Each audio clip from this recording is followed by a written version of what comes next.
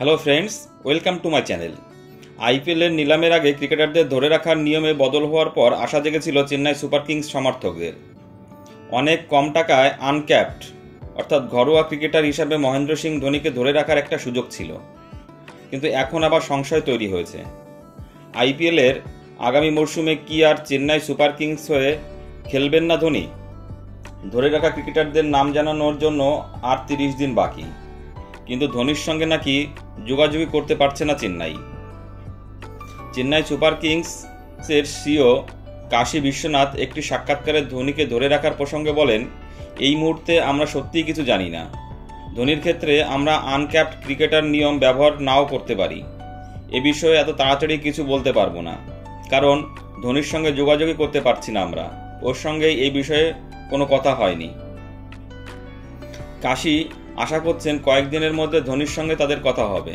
তিনি বলেন, ধোনি আমেরিকায় ছিল, তাই ওর সঙ্গে কথা হয়নি। এই সপ্তাহে আমি আমেরিকায় যাচ্ছি। আশা করছি আগামী সপ্তাহে ওর সঙ্গে যোগাযোগ করতে পারবো। তারপর হয়তো এই বিষয়টা স্পষ্ট হবে। এবার নিলামে আগের আইপিএলের গভর্নিং কাউন্সিল জানিয়েছেন, সর্বাধিক 6 জন ক্রিকেটারকে ধরে রাখতে পারবে দলগুলি। 5 জন ক্যাপড অর্থাৎ জাতীয় দলে খেলা ও 2 জন আনক্যাপড ক্রিকেটারকে ধরে রাখা যাবে।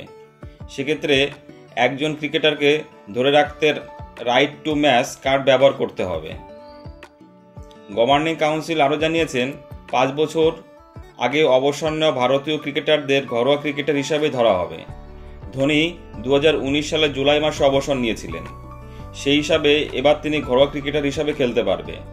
সেক্ষেত্রে অনেক কম টাকায় তাকে ধরে রাখা যাবে, কিন্তু সবটা নিয়েই সংশয় রয়েছে। কাশী জানিয়েছেন, এ বিষয়ে শেষ সিদ্ধান্ত ধোনিই নেবেন। 31শে অক্টোবর ধরে রাখা ক্রিকেটারদের নাম জানানোর শেষ দিন। তার আগে ধোনির সঙ্গে কথা চূড়ান্ত করতে হবে, কিন্তু তার সঙ্গে যোগাযোগই করতে পারছে না চেন্নাই সুপার কিংস। বন্ধুরা, তোমাদের কি মনে হয় 2025 আইপিএল ধোনিকে কি চেন্নাই সুপার কিংসকে দেখা যাবে? প্লিজ কমেন্টস করে জানাও। আর চ্যানেলটি ভালো লাগলে অবশ্যই লাইক, কমেন্টস এবং শেয়ার করে দিও, এবং চ্যানেলটি সাবস্ক্রাইব করে দিও।